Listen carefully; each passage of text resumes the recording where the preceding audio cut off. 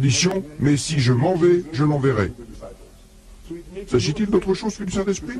C'est simple, élémentaire. Maintenant, pourquoi peut-on dire que l'envoyé annoncé est Mohammed? Dans ce même chapitre, où Jésus dit, il dit, j'ai encore beaucoup de choses à vous dire, mais vous ne pouvez pas les porter maintenant. Vous ne possédez pas cette capacité. Mais quand arrivera celui-là, l'esprit de vérité, il vous guidera dans toute la vérité. Esprit de vérité. Qui est l'esprit de vérité? Demandez aux chrétiens, c'est le Saint-Esprit. Comment cela? Quand arrivera celui-là, l'esprit de vérité, il vous guidera dans toute la vérité, car il ne parlera pas par lui-même, mais il dira tout ce qu'il entend, et il vous annoncera les choses à venir. Celui-là me glorifiera. Alors qui est l'esprit de vérité? Ils disent le Saint-Esprit. Je dis d'accord. Si c'est le Saint-Esprit, dites-nous alors quelles sont les nouvelles choses qu'il vous a dites depuis 2000 ans. Jésus dit, j'ai encore beaucoup de choses à vous dire, mais vous ne pouvez pas les porter maintenant. Mais avant de développer ce point, je vais relire ce même verset en mettant l'accent sur les pronoms. Il dit, j'ai encore beaucoup de choses à vous dire, mais vous ne pouvez pas les porter maintenant. Mais quand arrivera celui-là, l'esprit de vérité, il vous guidera dans toute la vérité, car il ne parlera pas par lui-même, mais il dira tout ce qu'il entend, et il vous annoncera les choses à venir. Celui-là me glorifiera. 8 pronoms masculins dans un seul verset. Je dis, ça ne peut pas se rapporter à un esprit. Êtes-vous d'accord? C'est un homme, un homme, un homme. 8 fois. Il n'existe aucun autre verset dans toute la Bible avec 8 pronoms masculins, ou 8 genres masculins, ou 8 genres neutres. Il n'y en a pas. C'est un verset unique, pour une personnalité unique, Mohammed. Un homme, un homme, un homme. Non pas un esprit, ni un revenant.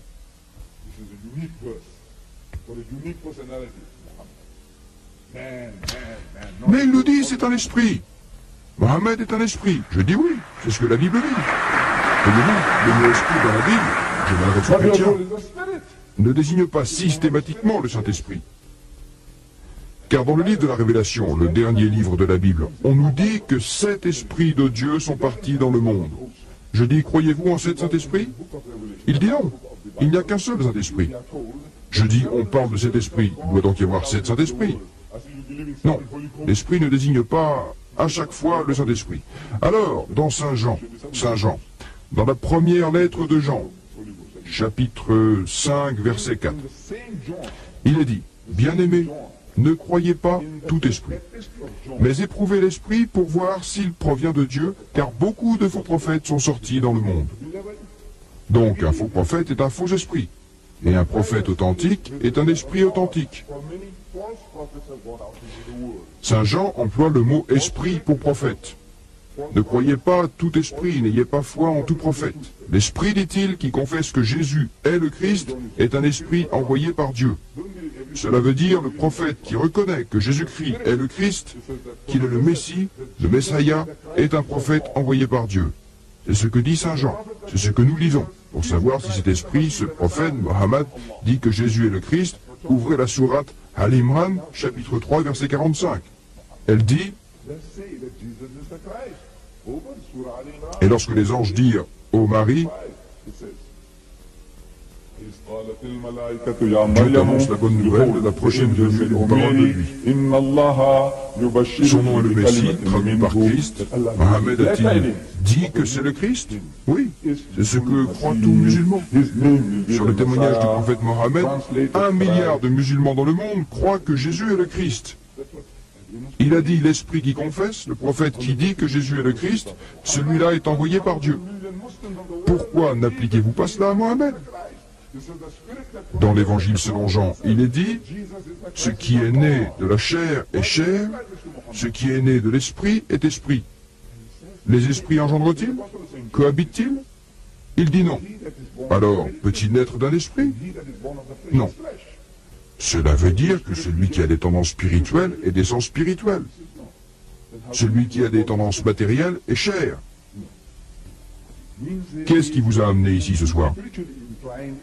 Est-ce un cadeau qui vous serait offert par Didat? Est-ce qu'il va vous donner quelque chose de délicieux? Quoi? Du chocolat?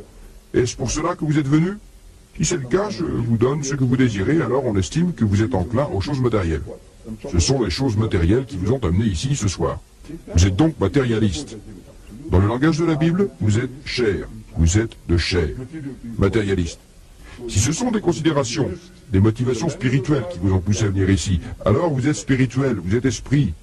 Quoique vous n'êtes pas esprit, vous êtes un corps solide de chair et d'os. Mais vous avez des penchants spirituels. Vous êtes spirituel. Selon le langage de la Bible, celui qui est né, c'est-à-dire ce qui vous a motivé, ce qui vous a donné naissance, il est esprit, spirituel, alors vous êtes esprit. Et si vous êtes de chair, alors vous êtes chair. Matériel, vous êtes chair.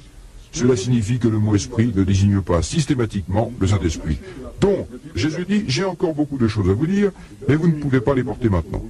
Alors cet esprit, ce Saint-Esprit, ce soi-disant Saint-Esprit, toutes les églises et toutes les confessions se réclament de lui. Tout le monde semble en communion, en communication avec lui. Vous appuyez sur un bouton et il est là.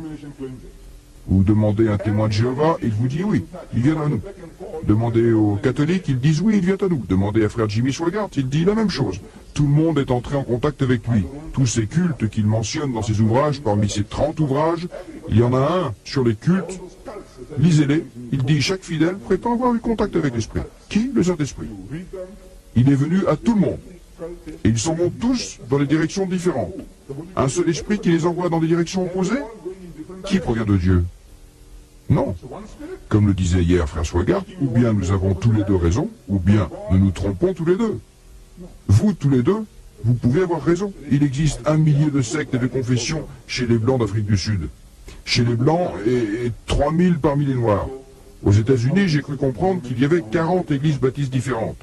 Chacun a eu son Saint-Esprit, l'Esprit. Et ils prennent tous des directions différentes. Ceci provient-il de Dieu? Peut-il être de Dieu? Tous allant dans des directions différentes, tous affirmant être baptistes, et tous prétendant avoir communiqué avec le Saint-Esprit? Voilà pourquoi je dis, vous n'avez pas trouvé la solution. Jésus dit, j'ai encore beaucoup de choses à vous dire. Beaucoup? Beaucoup, c'est plus qu'un. Au moins vous comprenez cela.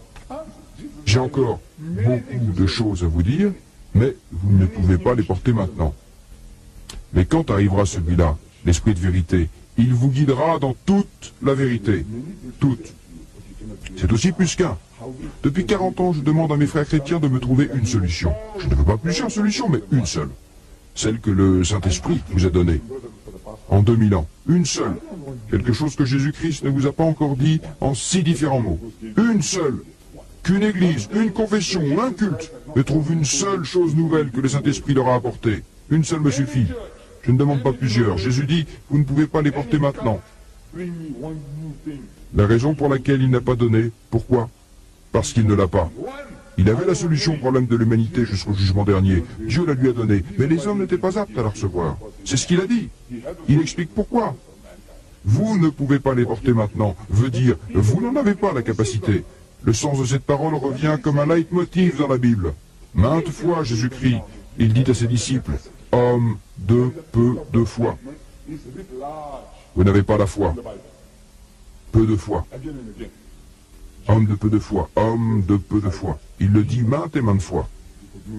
Il leur explique, dites notre vérité, comme s'il s'adressait à des enfants. Et ils ne comprenaient pas de quoi il parlait. Alors il leur dit, vous n'avez pas encore compris? Encore? Et plus loin il dit, ô génération perverse et sans foi, voilà comment il interpelle ses disciples. Non pas les Juifs, la génération des Juifs, il les appelle, ô vous, génération de vipères, génération malfaisante et adultère, et ainsi de suite. Mais non, maintenant il décrit ses disciples, ses propres disciples, ses élus. Il dit, ô génération perverse et sans foi, combien de temps encore dois-je rester avec vous? Combien de temps dois-je encore rester avec vous? Je dis que si Jésus était japonais et non juif, il aurait commis un harakiri, un suicide. Mais étant juif, il ne pouvait pas se le permettre. Vous savez, il aimait beaucoup la vie. Il aimait beaucoup la vie. Donc il dit, quand celui-là, l'esprit de vérité, arrivera, il vous guidera dans toute la vérité. J'ai dit que l'esprit de vérité, c'est Mohammed. Mohammed est le prophète. Le prophète qui a la foi et qui dit la vérité. Prophète qui a la foi, qui dit la vérité. Il est le prophète de la vérité. L'esprit de vérité est le prophète de la vérité. Mohammed, et il a guidé l'humanité dans toute la vérité. Tous vos problèmes, amenez-les, amenez-les. Frère Swigart, vous savez, oh, il a écrit des livres magnifiques. L'homosexualité, Sodome et Gomorre, la pornographie, l'alcool, des livres magnifiques. Je vous les recommande. Pas tous, mais ceux-là en particulier. Je vous les recommande. Lisez-les, vraiment. Mais ils n'apportent pas de solution. Voyez-vous, l'alcool. J'ai abordé ce sujet la nuit dernière, soit dit en passant. Il dit dans son livre, Alcool, il dit qu'il y a 11 millions d'ivrognes en Amérique. 11 millions d'ivrognes. Il dit, ce sont ses propres termes. Dans mon pays, on ne les appelle pas ivrognes, surtout les blancs. Vous ne pouvez pas les appeler ivrognes. Et ils vous donnent un coup de poing sur la figure. Il faut les appeler alcooliques. Vous savez, ce sont des malades. Alors quand vous dites ivrogne, c'est très très choquant, très fort. Ce n'est pas un ivrogne. Mais quand vous dites alcoolique, l'alcoolique c'est quelqu'un de malade. Vous savez, il a besoin d'un traitement. 11 millions. C'est frère Swigart qui le dit. Ivrogne en Amérique. Et 44 millions de grands buveurs. Et il me dit, il n'y a pas de différence entre les deux. Pour moi c'est pareil. Que vous les appeliez ivrognes ou grands buveurs, pour moi c'est pareil. Hein? Que Dieu soit loué. Voilà un frère qui parle comme un musulman. J'ai dit, écoutez, faites encore un pas. Pour résoudre vos problèmes, vous devez faire un pas de plus. J'ai dit ajoutez les buveurs ordinaires à votre liste, parce que le prophète Mohammed n'a pas fait de distinction entre ces trois catégories. Voyez-vous, vous avez les ivrognes, vous avez les grands buveurs et vous avez les buveurs ordinaires. Le prophète Mohammed, que la bénédiction et le salut de Dieu soient sur lui, a dit « Ce qui rend ivre en grande quantité est interdit en petite quantité. Ni peu, ni trop. Fini. Interdit. » Il a dit de grandes choses. Il a dit « Malheur à celui qui cultive la vigne pour en faire du vin. » Cultiver des arbres fruitiers en islam est un acte de vertu. Écoutez, Dieu vous récompensera. Si vous plantez des arbres fruitiers pour vendre leurs fruits ou pour les manger, Dieu vous bénira. Il vous récompensera. Il a dit, voyez-vous, si vous appreniez avec certitude que demain à midi la terre sera détruite, anéantie, que ce serait la fin du monde à midi demain, et vous aviez prévu de planter un arbre fruitier, aujourd'hui, que feriez-vous? L'arbre ne donne des fruits que dans 7 ans. 7 ans. Il a dit, plantez l'arbre. Dieu vous récompensera. Ce Tout-Puissant envoyé de Dieu a dit que si vous plantiez une vigne pour en faire du vin, non pour consommer ni vendre son raisin, mais pour en faire du vin, c'est comme ça chez moi au Cap, en Afrique du Sud. Nous avons ce qu'on appelle un climat méditerranéen et les vignes poussent magnifiquement là-bas. C'est le meilleur pays de la région pour la viticulture. Et voilà que vous héritez une terre de 100 hectares, 200 acres. Qu'est-ce que je vais faire? Je dis, plantez des vignes. Le vin, il dit, qui va l'acheter? Je dis, ne vous en faites pas. Il y a ici une fabrique de vin, il y a une brasserie. Ils sont prêts à vous acheter toute votre production de raisin. Je dis, si vous faites cela, le prophète Mohammed dit, malheur à celui qui cultive la vigne pour en faire du vin. Malheur à celui qui le presse. Malheur à celui qui le met en bouteille. Malheur à celui qui le vend. Et malheur à celui qui le boit. Dehors. Non, il n'y a rien de plus enivrant que cette boisson. C'est l'islam. Et la solution pour l'âme est là. Abstinence totale. Par révélation de Dieu. Parole de Dieu dans le Coran.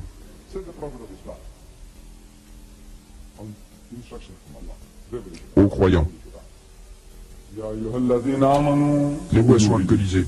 Les jeux de hasard. Dans son livre, les Américains dépensent 44 milliards de dollars par an dans les jeux. Gaspillage. 44 milliards de dollars. Les jeux de hasard.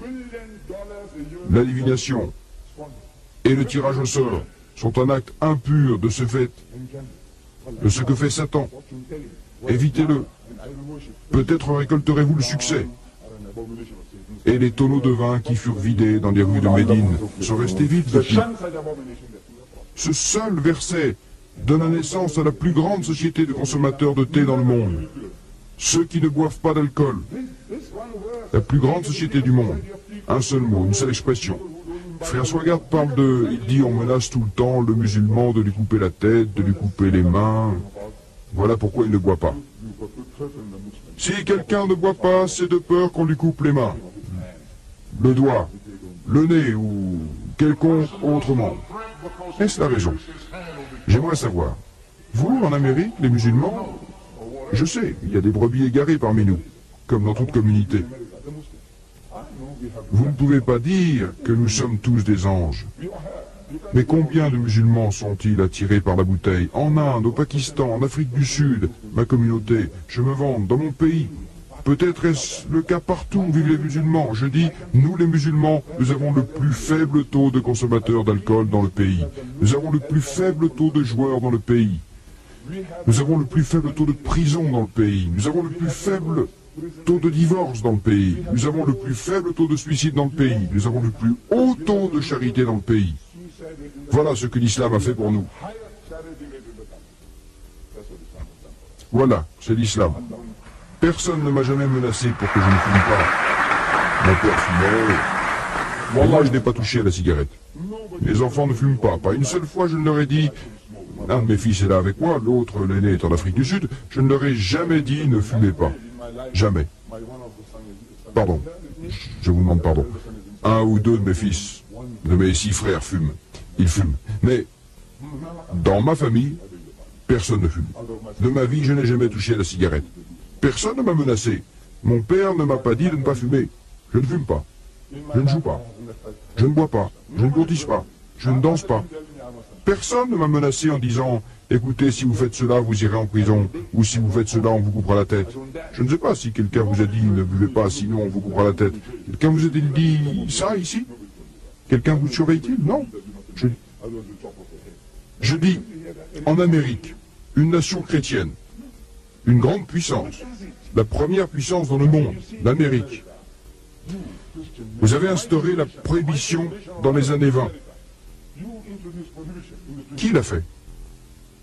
C'était vos dirigeants, des hommes que vous avez portés démocratiquement au pouvoir, au Congrès ou au Parlement. Au Congrès, on a voté une loi, la prohibition, qui interdit l'alcool dans le pays. Vous vous êtes rendu compte que l'alcool a causé un carnage dans la nation. Les malheurs, les victimes. Alors, le cerveau de la nation, les dirigeants que vous avez élus ont voté en votre nom. Ils ont voté une loi interdisant l'alcool. Aucun gouvernement arabe ne les a menacés. Aucun musulman ne les a menacés. Vous ont-ils dit, écoutez, si vous n'arrêtez pas de boire, nous cesserons de vous approvisionner en pétrole?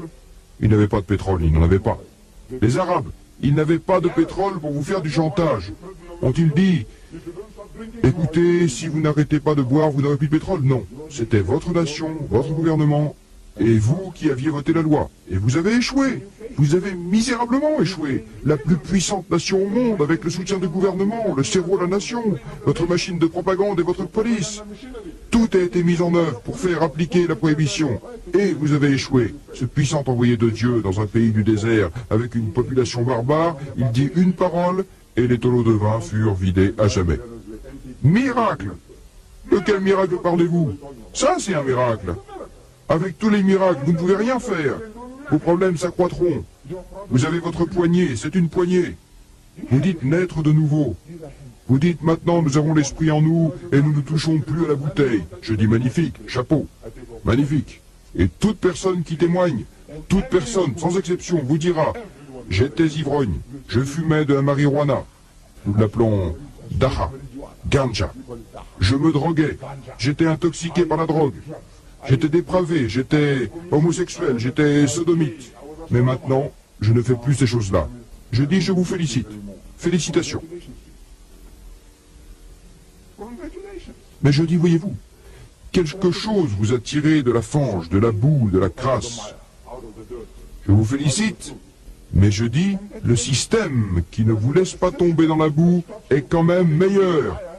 Prévenir vaut toujours mieux que guérir, Et je ne suis pas en mesure de dire à ces 55 millions d'ivrognes, avec tout vos Saint-Esprit, vos orateurs et vos prédicateurs, pour guérir des milliers de malades, vous serez incapables de résoudre des problèmes. La solution, c'est l'abstinence totale. Et la seule religion au monde qui dit « ne touchez pas à cette pourriture », c'est l'islam.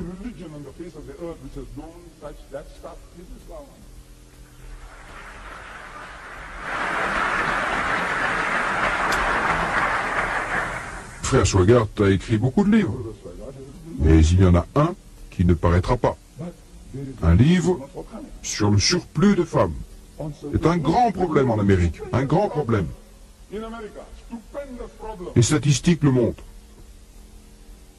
Je n'ai pas de chiffres sur le nombre d'hommes et de femmes ici. Vous me dites qu'il y a 7 800 000 femmes de plus que les hommes. Si tous les hommes en Amérique se mariaient, il y aurait plus d'époux pour les 7 800 000 femmes qui restent. Voilà un problème. Pourquoi ne vous y intéressez-vous pas? On a faim à New York. Votre voisin de palier, New York, on dit qu'il y a 1 million de femmes de plus que les hommes. Si tous les hommes vivant à New York se mariaient, 1 million de femmes à New York seulement ne pourraient plus trouver un époux. Quelle est la solution? Que vous a-t-il dit le Saint-Esprit? Sublimez vos passions, c'est ce que vous faites. N'avez-vous pas besoin d'une épouse? Une jolie épouse? Écoutez, hier en plaisantant, je lui ai dit que l'islam m'autorise à épouser jusqu'à 4 femmes. J'ai dit jusqu'à 4, quoique j'ai une seule femme. Mais l'islam me permet jusqu'à 4. Alors il dit, voyez-vous, le christianisme ne me permet qu'une seule, et vous savez, j'ai choisi la meilleure. Chapeau, vraiment, félicitations. Avant de venir ici, M. Didat, plaisantant avec moi et ma femme, disait que l'islam permet 4 épouses. Puis, rectifiant, ajouta jusqu'à 4 épouses. Je répondis, bien, M. Didat, le christianisme n'en autorise qu'une, et pour cela, je chasse la meilleure du premier coup.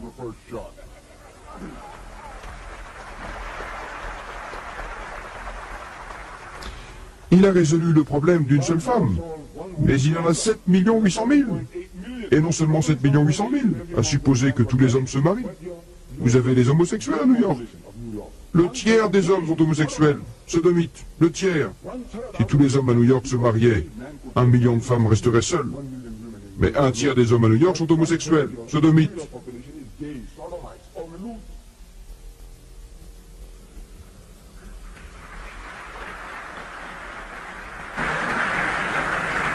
Vous savez, votre culture, votre civilisation a inventé des mots jolis. Prostitution est un joli mot pour désigner des choses sales, immondes.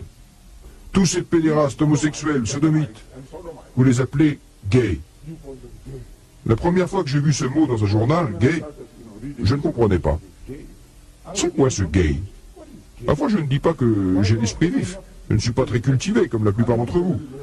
Voyez-vous, j'ai dépassé ce stade alimentaire d'éducation. J'ai parlé, tellement parlé que j'en suis venu à parler tout seul. Académiquement parlant, vous êtes pour la plupart plus instruits que moi. Mais j'ai appris ce mot gay quand j'étais enfant, à l'école. Ils m'ont fait apprendre des poèmes à l'école. Les professeurs, des poèmes. Un de ces poèmes dit... Gay. On disait de quelqu'un, il est gay, il est gay. C'est-à-dire, il est très jovial, qu'il soit homme ou femme. Cette femme est gay, cet homme est gay. J'ai rien pensé. Et maintenant, on parle tout le temps de gay. C'est quoi un gay? On dirait quelque chose de suspect. La façon dont ils écrivent sur les gays. Maintenant, je sais que ça désigne un homosexuel. Vous employez un si joli mot dans un sens ignoble. Si je disais votre président est gay...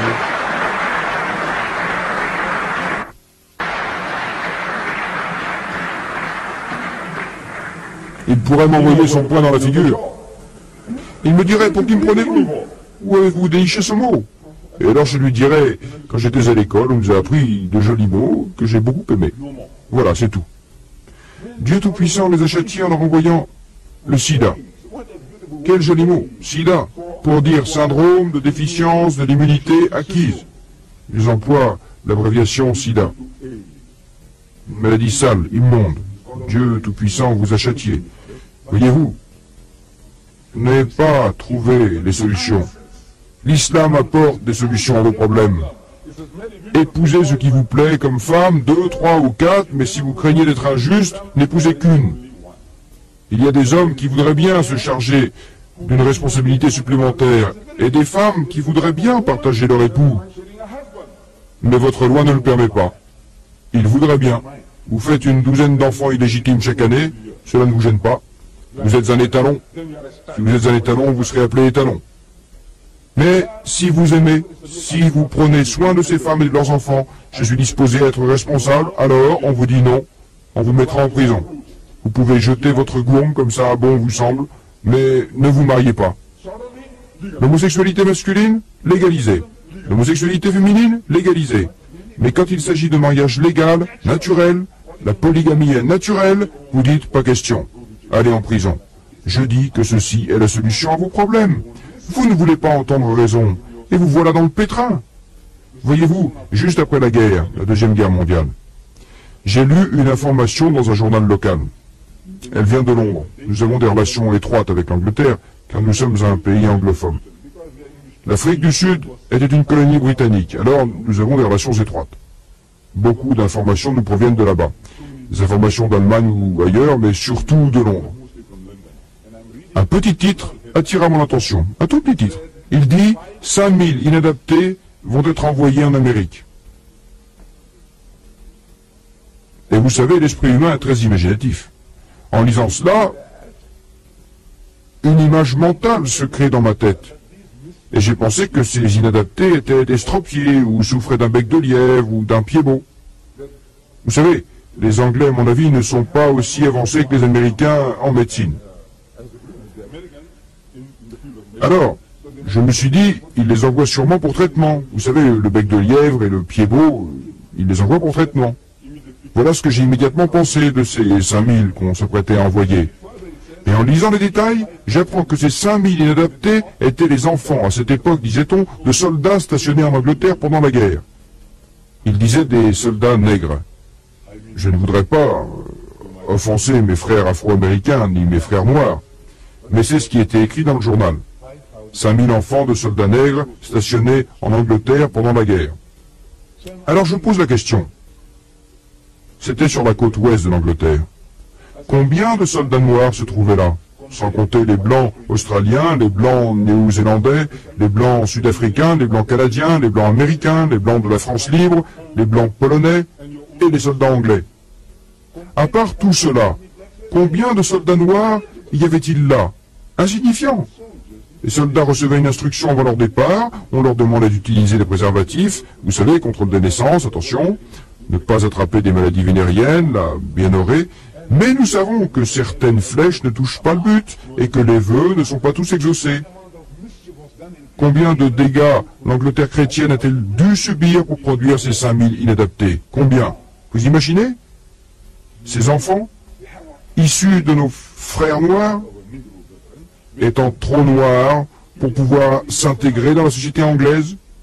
Voyez-vous, si votre sœur amène un tel môme à la maison, et le môme garçon ou fille grandit avec des cheveux frisés, un petit nez aplati, et de petites hautes pommettes, tout le monde lui dira, c'est quoi ça? C'est l'enfant de ma sœur Marie. C'est quoi ça?